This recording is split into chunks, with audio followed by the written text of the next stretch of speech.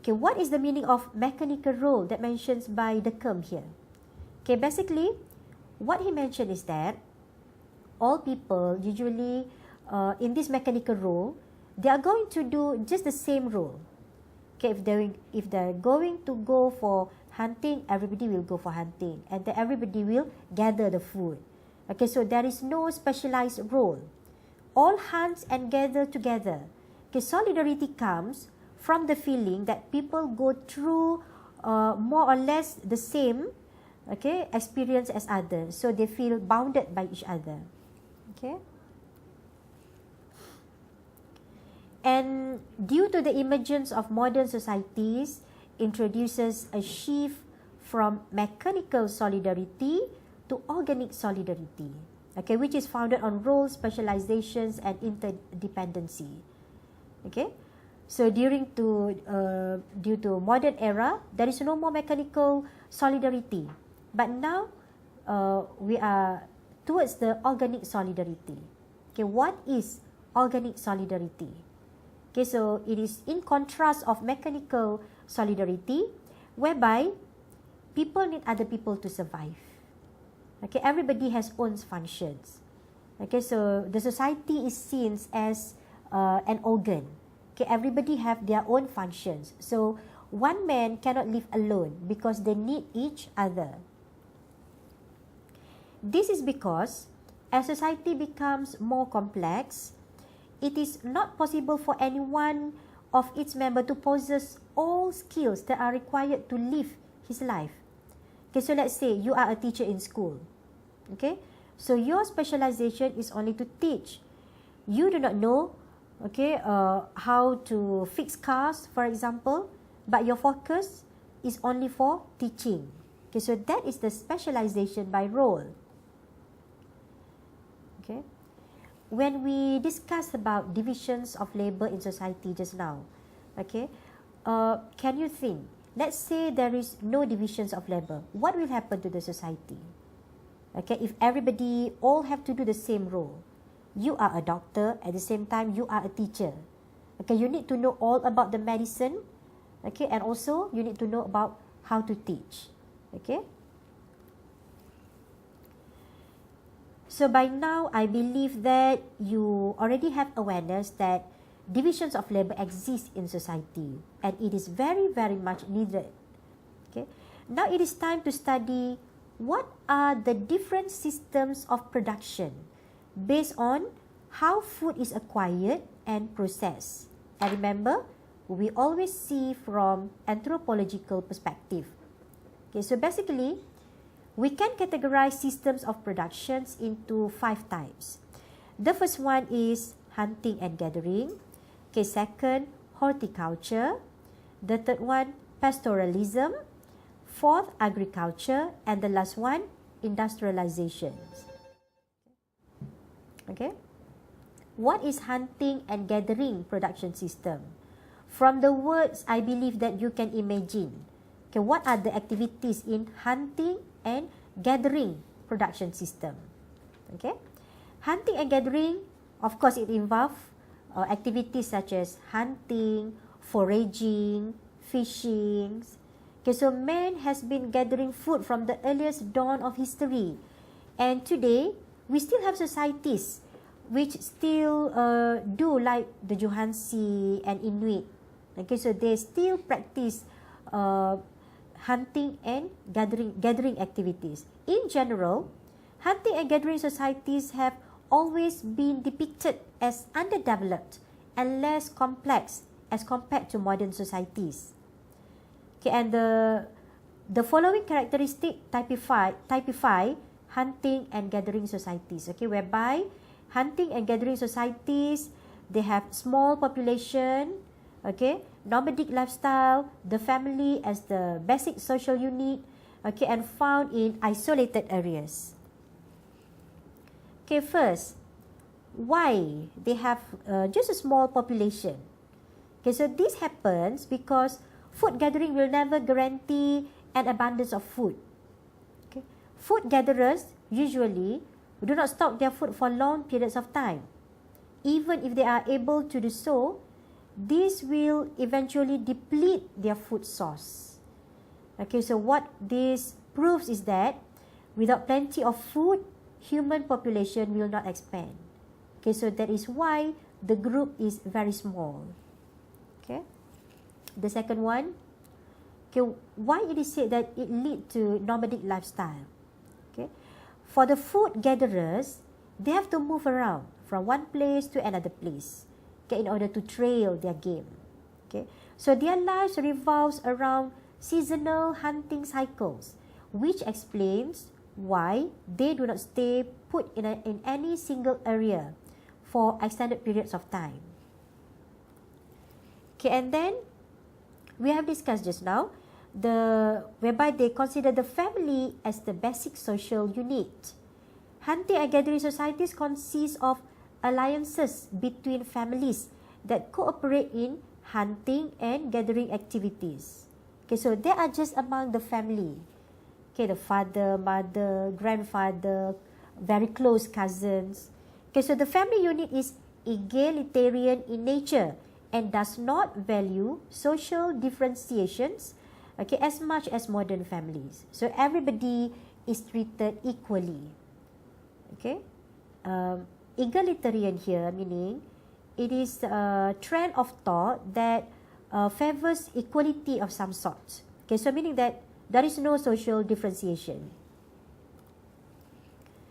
Okay, and then why it is found in isolated areas.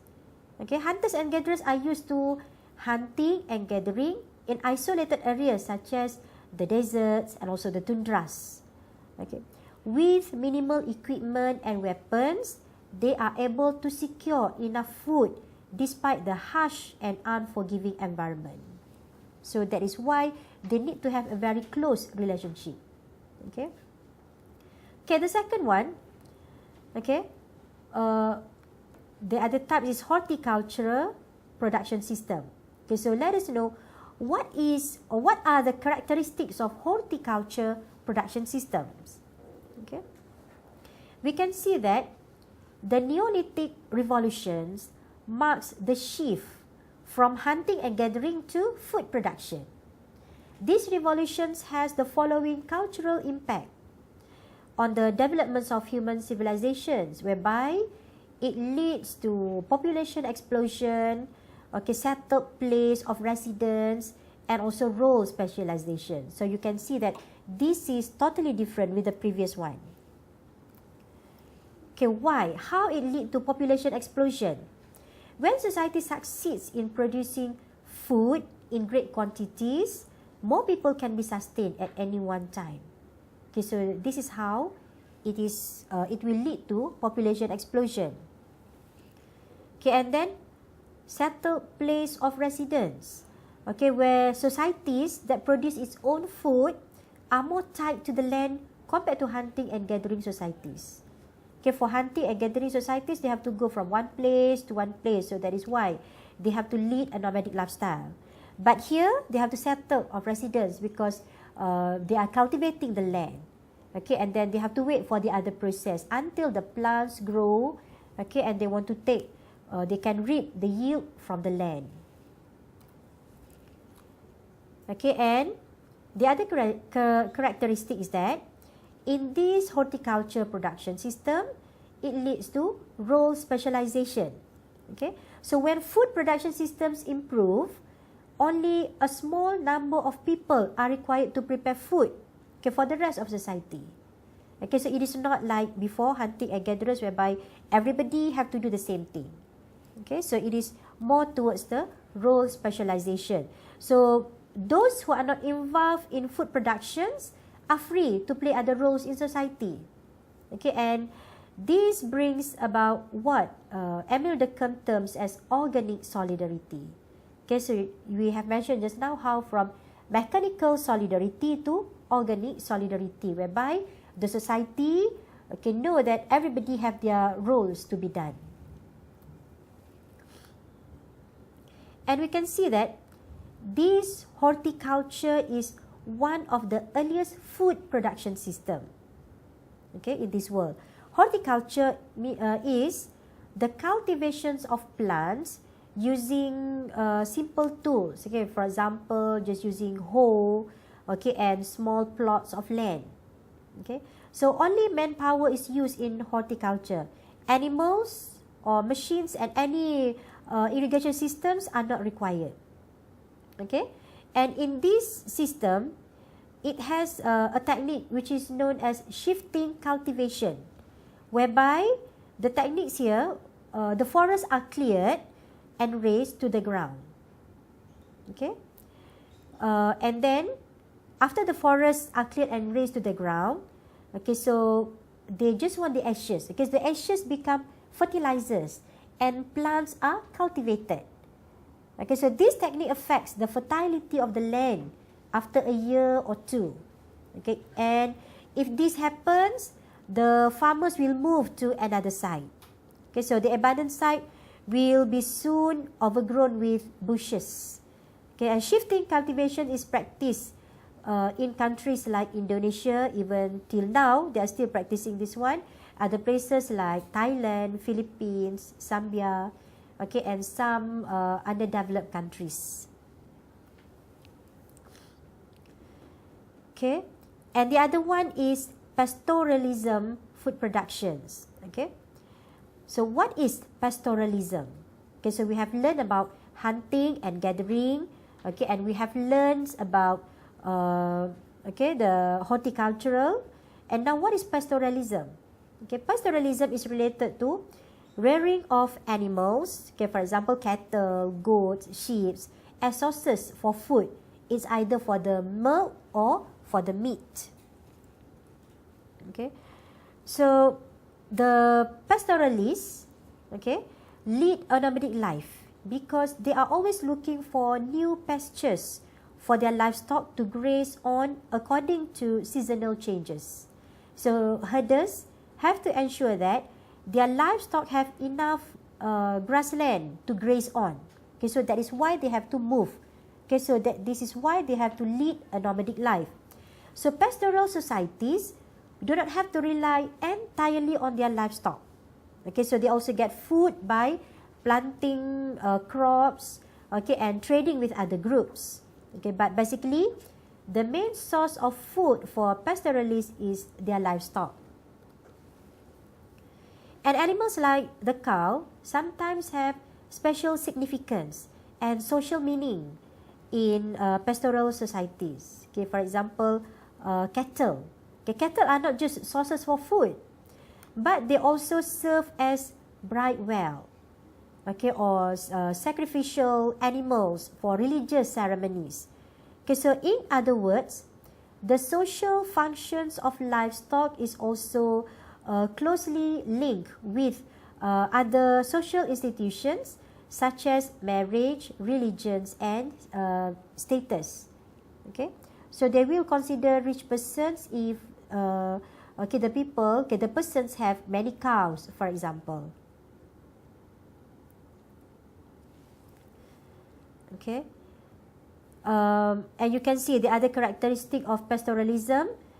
Okay, like what have been practiced by the Maasai people in Africa, whereby they believe that God has entrusted them with the responsibility of taking care of all the cattle that exist in the face of the earth.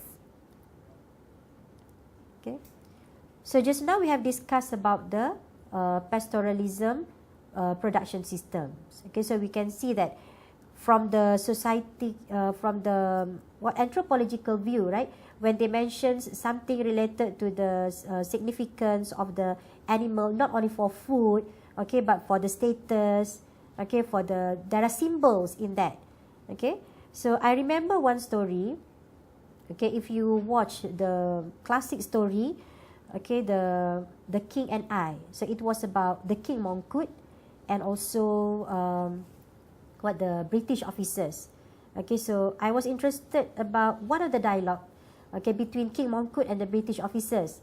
When King Mongkut asked the British officers, okay, in England, how many elephants you have? Okay, but British officers said that they don't have elephant. Okay, so in response to that, King Mongkut said that, oh, it must be a very poor country because no elephants. Okay, so you can see that from anthropological view, how the concepts of wealth is interpreted in the other way, right? So it is not only in terms of money. Okay, so in this pastoralism society, when they relate the livestock with status, we can see that they are using this way as well. Okay.